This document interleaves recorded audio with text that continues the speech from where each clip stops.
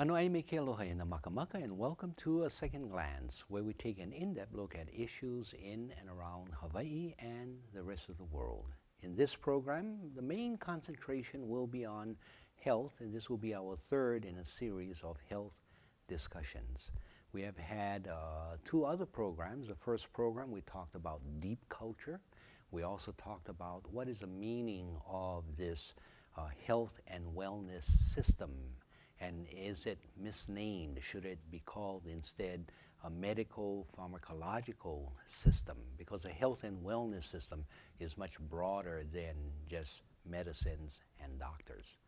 In the discussion of deep culture, we talked about DI and OLA. DI standing for domination, individualism, and exclusion. OLA standing for Olu Olu, Lokahi, and Aloha. And what was the formulation of these deeper cultures which gave rise to what our institutions, or how our institutions operate, and how they impact upon us and affect our overall health and wellness as a society as well as individuals. Then we also spoke about this idea of a kumu ola pono, a particularly native Hawaiian approach, and yet I want to expand a little bit more on that to express why it's not only limited to native Hawaiians, but this is a general approach that we can all benefit from, as compared to a very typical Western approach that only looks at an individual as a biological entity, and how we're going to treat that individual rather than seeing a broader perspective of what health means for that individual. And then today, the main focus will be on what I call behavior approaches to an individual, and why behavior is so important, and how the ABC triangle affects behavior. But more of that as we get into the program. Again, I want to thank you very much for allowing me to come into your homes or wherever you are viewing this program, and allowing me to share my opinion with you. This is called Hawaiian Perspectives to these issues, and I am not promoting that it is the Hawaiian perspective, but it's merely myself as a Hawaiian or an Hawaiian and my particular perspective to this issue. So let me take a very brief break, and I'll be right back to begin our program, or the rest of our program. Mahalo.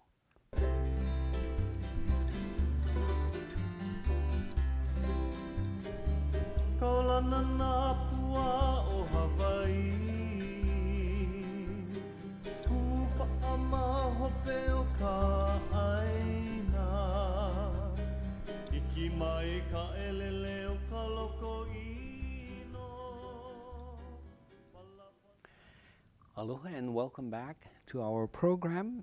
In this program, I am going to continue with the concept of the kumu ola pono, and I apologize for having to repeat some of the stuff that I included in the earlier program, but I think this will help to bring you into that earlier discussion. I have said that the organization that I work for, it's called Hale Na'au Pono. It's also known as a Waianae Coast Community Mental Health Center, and in that center we address both adult mental health services as well as children mental health service, and we have a third service that addresses the community, and we call it the Waianae Neighborhood Place. We are located in Waianae as a Waianae Coast Community Mental Health Center. We are the only community mental health center that is not controlled or operated by the state of Hawaii, the Department of Health. We had invited the state about 25 years ago to leave the community and let us control our own health system.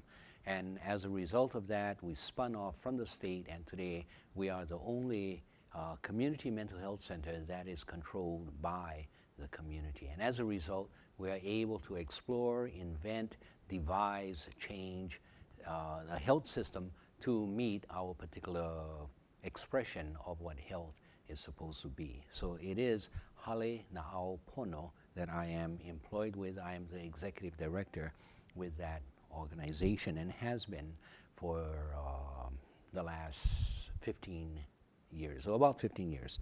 I hope it's not my time up. And I don't think it's time to go yet, but of course others may have different opinions about that. The Kumu Ola Pono is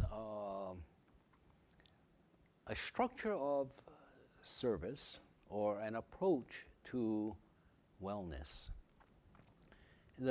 How it came about was this.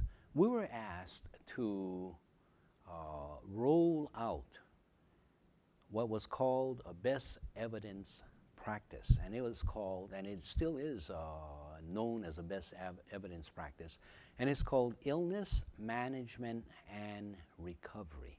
The whole concept between this IMR practice is that if the individual could understand and appreciate what was happening to him, what was happening in his brain, in his mind, the kinds of juices that get shot out of the brain or not enough being shot out, and as a result the person may suffer from depression, or he may suffer from some kind of delirium, he may become schizophrenic, he may become manic, and the rest.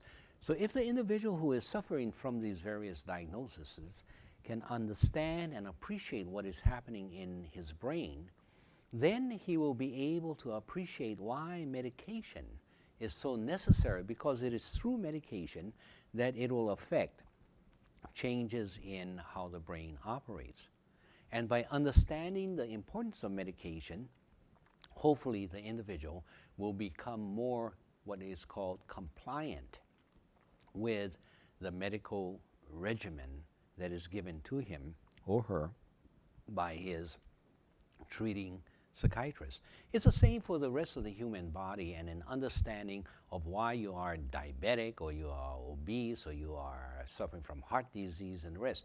By understanding it, now you're able to more effectively cooperate with your physician by controlling it through medication. So what they are looking at is that human being as, to me, a chemical laboratory. And by introducing new chemicals, they can have this human body operate more efficiently. Okay. They are saying a second thing in this illness management and recovery framework. They're saying that the human being is also a social being. And as a result of being a social being, his support system, his family, his friends, these all play in his ability to keep well. So he may be hearing voices that is telling him to do this, this, and that, but if others understand what is happening with him and he is willing to disclose this kind of very personal information, then others can assist him in saying, hey, did you take your medication? Or hey, you're dressing in a particular kind of clothing which tells us that you're getting kind of weird in the brain, and so perhaps you should go see a physician, or cut it out. Maybe you should tell the, what do they call it? Gretchams, or whatever it is, not Gretchams. These voices in your head to leave you alone, shut up, get out of your life, and maintain that sense of control.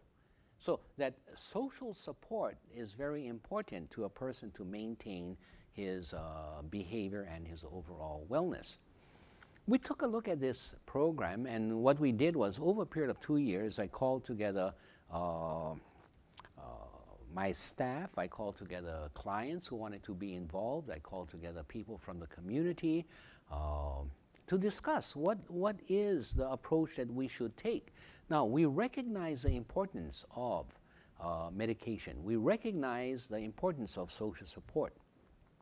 But as we sat back and we asked ourselves, is this what it is? And then we kept hearing that there were some aspects missing to the overall treatment. And so we developed, after much discussion and finding that there is a great importance in terms of a sense of spirituality. And in the last program, I gave you some examples of the role of spirituality in the bringing about of illness and opportunity for bringing about healthiness. Maybe I didn't elaborate enough on the second part.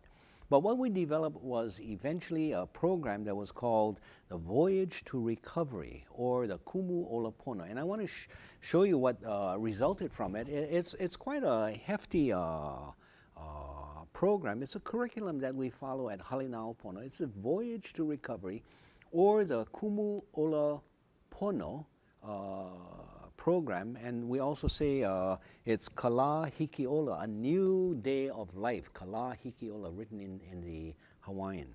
So it's quite an extensive program of different things, and what we did was we included in this illness management and recovery a change in the language. What we did was we indigenized the curriculum. We included many more local terms, many more native Hawaiian terms and concepts. We included the importance of talking story, developing a relationship with the person who you are working with, and getting this feeling, because many of our people are not going to just submit themselves on a couch and to tell their whole life story and what problems they have and all that stuff. Relationship was very important. So storytelling, getting to know you, getting to know one another. So there were quite a bit of changes that we made, and we came out with essentially a very much amended program for illness management and recovery, which we call the Voyage to Recovery, which is a central part of Halinaopono. Now, in this voyage, what we say is, look at an individual as part of a triangle. I was going to say three-part triangle. I think that's a little bit redundant. As a triangle, okay? At one side of the triangle, if you can draw Kanaka, and we'll put it up on the screen, Kanaka. On the top of the triangle is that different realm of wellness. It's the Akua Aumakua aspect of it. And that's the side dealing with spirituality.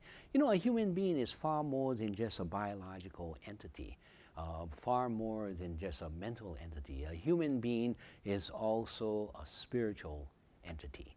How we explain or express that sense of spirituality, we leave that for each person to develop and to resolve those questions for himself or herself.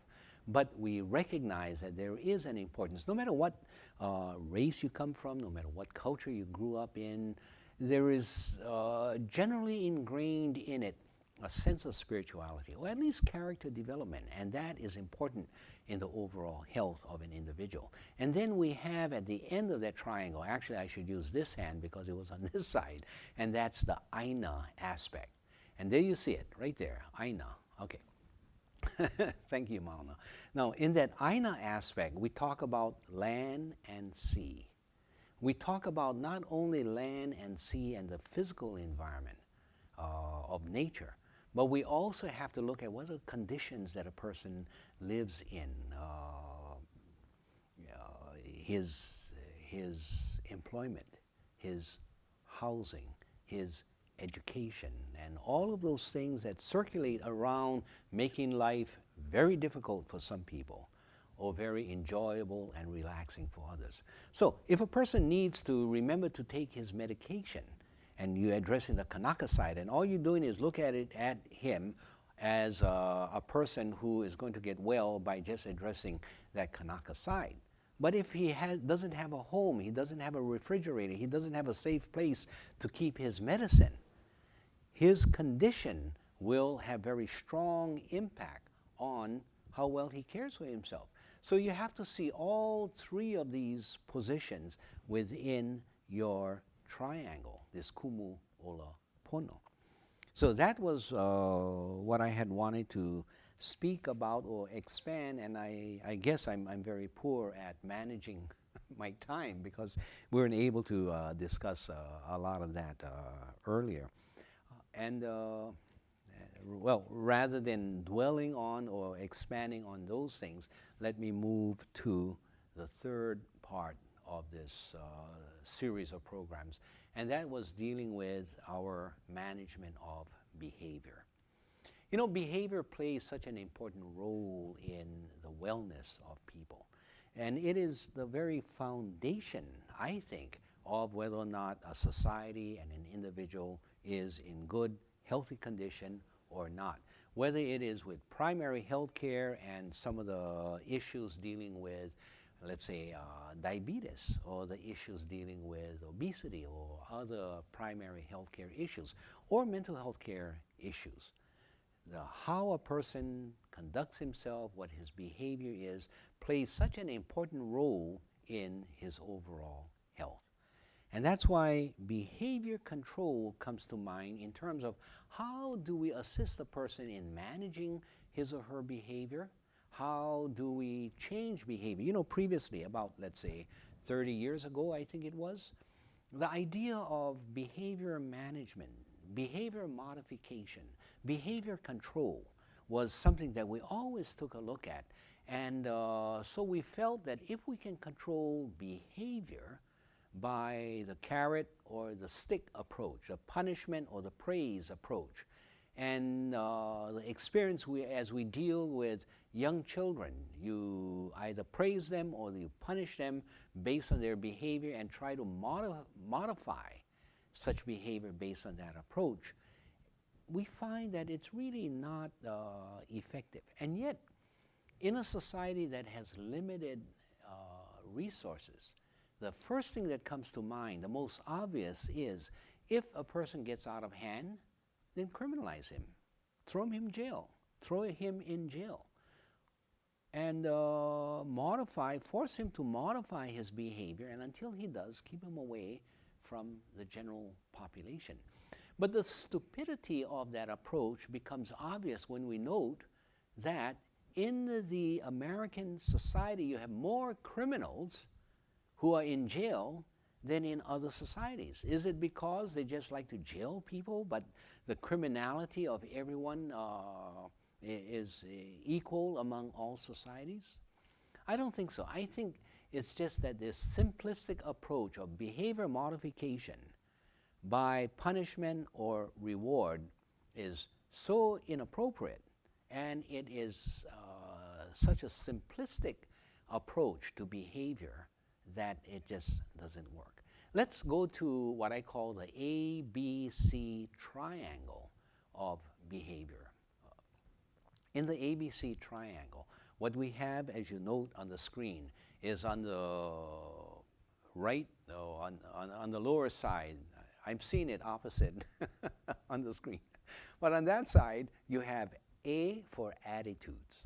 And attitudes are so important. What is that culture that the person comes from? What is his belief system? What is his attitude with regards to different things? Because that also affects behavior that you see at the top. So attitudes need to be addressed. His awareness, his appreciation, his expectations, all of that, attitudinal issues. And that will affect behavior, if I can find it at the top, right there, behavior. Okay, now in behavior, what you do is you split behavior into, on one side, direct behavior, and on the other side, indirect behavior.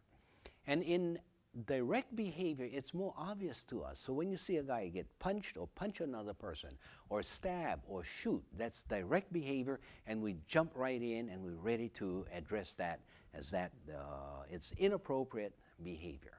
Okay, in normally what we call civil society, when the troops are sent to another country and all of that goes on, somehow we take a different approach and we praise our soldiers for being able to effectively carry out a mission. But when it's at home and when you have that direct behavior, we frown on it and we're going to criminalize it. But on the other side of behavior, you have what is called the indirect behavior, the prejudices, the teasing, the discrimination, kind of less than direct, but just as violative to the human soul. Whether it's one or other behavior, in order to make the changes of behavior, it's not merely creating institutions in which you throw a person into until he changes. You have to address the issue of attitudes. What are the attitudes that the individual has? And by changing attitude, hopefully you can change behavior. Now, in that triangle, what we have is on the other side of that triangle, conditions. Conditions themselves must also change. You cannot just change attitude, and in attitude you have the best and most strict culture, principles, ethics that you come from, and not pay attention to conditions. Because if you don't pay attention to conditions and you just concentrate on attitudes, behavior oftentimes will end up in the same place that it had been. You know, I live in a place called Pu'uhulu Road out in the Waianae Valley. And on Pu'uhulu Road, it crosses over Puhawai Road as I'm coming out towards the town. So one morning, I'm driving out of my place, going up or going down Pu'uhulu Road, and I see a person hitchhiking on Puhawai and Pu'uhulu. So I stop. He's very well dressed.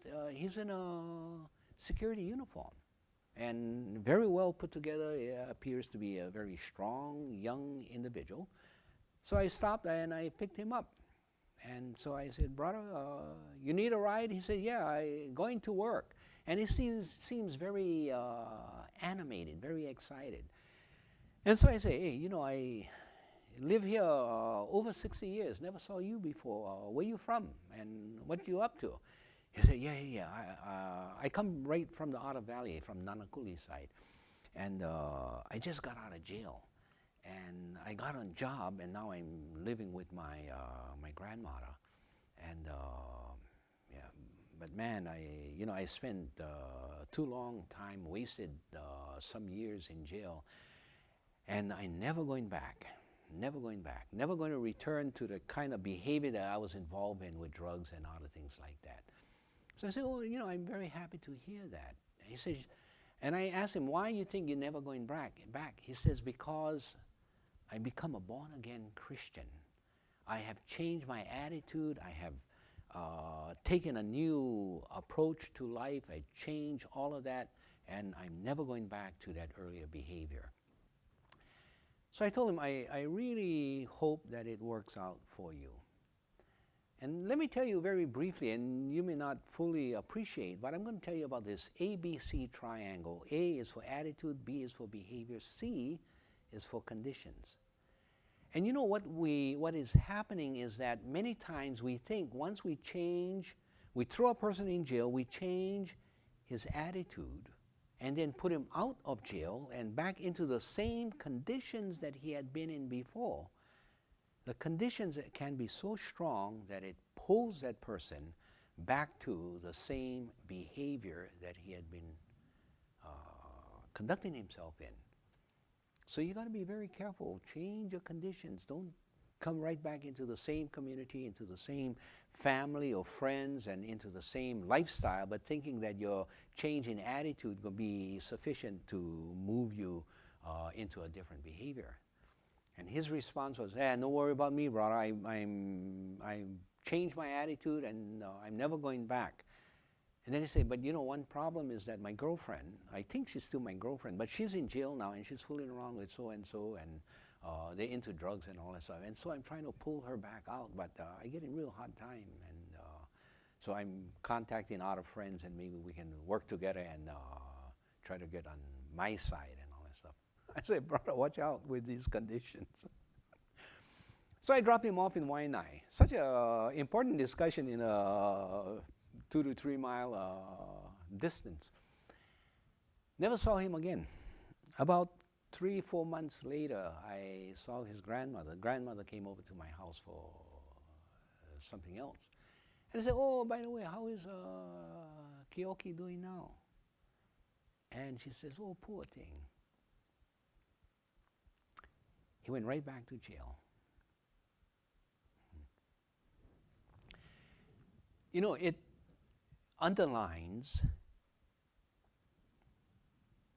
that importance, that just being so fired up that I have new attitudes, I've undertaken a new religion, I have undertaken a new character development, and hoping that that is enough to change behavior. My warning, my suggestion is you also have to change conditions. You cannot go back to the same neighborhood, back to the same friends, back to the same environment in which you ended up in that kind of behavior and think that your behavior is going to change because conditions are so strong. If you go back to unemployment, if you go back to the same drug society and all that stuff, but you have changed your attitude, you think that's enough? No, it's not. And you drag in more and more people into the same condition and into the same behavior, and you end up in reciting the same kind of cycle and recycle that you had been involved in. Change the condition as well as the attitudes. Both has to be changed. I was speaking to a doctor, well known, he was also a politician, and as I sat and explained this ABC triangle, it started with peace studies, peace and violence, and how we need to change the behaviors of countries, leaders, and people. And out of that, I was able to also bring it into the health field. But the doctor said, you know, I could never understand my client who was a general from Cambodian army, and his oldest son was never able to make that change because they come from a very strong cultural perspective, strong rule within that family, but he kept running into the law. And he says, now I understand. Conditions have changed so much so that it's not adequate for that code of conduct or morality code or whatever it is. And I told him that's right. Conditions must be appropriate for that attitude in order to have consistent behavior. Well, I notice that my time is up. I want to thank you again very much for allowing me at least to share these brief thoughts on what health is, Hawaiian health, from this particular perspective. And so I close by saying mahalo anui loa and aloha ahui ho.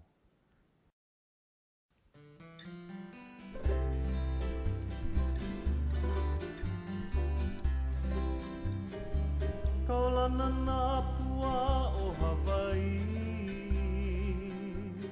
Kupa'a mahope o ka aina, Iki mai ka elele o ka loko ino, Pala pala a nunu me ka paka